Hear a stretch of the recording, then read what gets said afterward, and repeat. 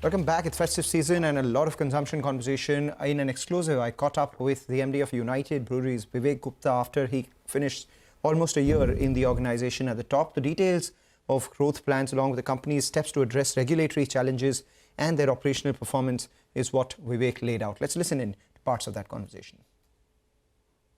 I would say that over the last few months, we have done detailed consumer work to really understand what are the needs of consumer. Right. And that's where all our innovation is based on a consumer insight. Similarly, Amstel Grande is going to be one of our best beer in the premium strong segment. This is one of the beer which is designed for India, but it has international credential.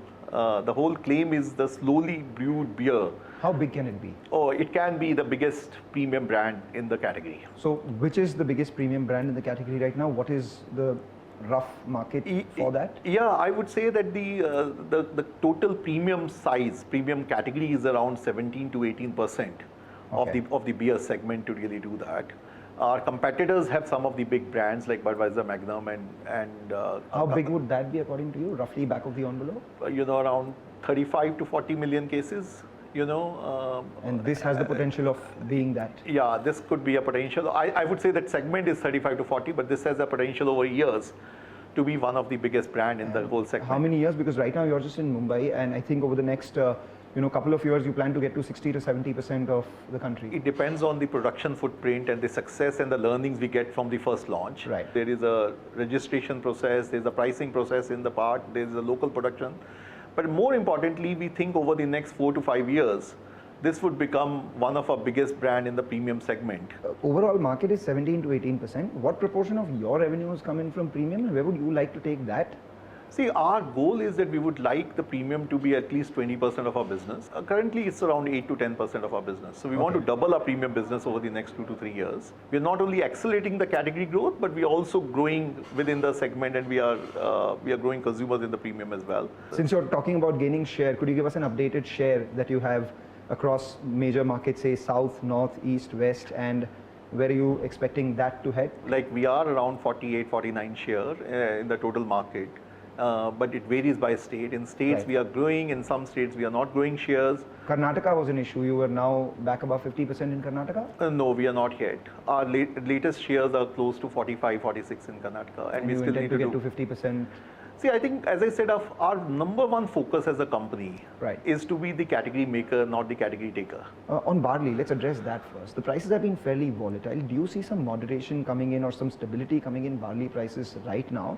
And secondly, what is it that you're doing structurally to ensure long-term availability of barley at a relatively more stable price? One of the big initiatives which I'm really proud of is we are actually working with farmers in Rajasthan, in Haryana, in Punjab, even in UP now, where the barley is getting produced, to actually increase the area which is sown under barley.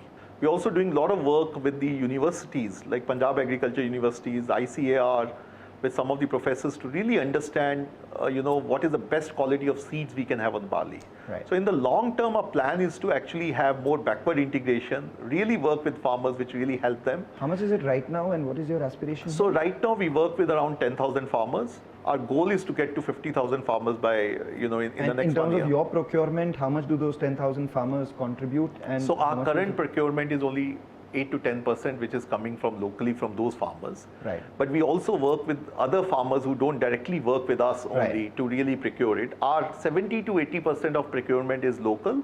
We still have to import it, 15 to 20% of barley. And this is a huge opportunity for us, because our analysis show that if we put our minds to it, India can be actually the net exporter of barley in years to come. So you target self-sufficiency in barley by when? See, our goal is to actually be self-sufficient in next 7 to 8 years. But there is a lot of intent on this area with the government. So that's one key area. But in the short term, I think the commodities will remain volatile. The second big thing you talk about is the glass prices. Right. I think for us, the biggest cost element is also the return bottles. And that is something which I really think will make or break the economics for us. United Breweries there in an exclusive conversation with CNBC-TV18. Time for a short break. Up next, Manisha Gupta joins in with Prabhakar Rao, who's the president of the Indian Sugar and Bioenergies Manufacturers Association. Stay tuned, back on the other side.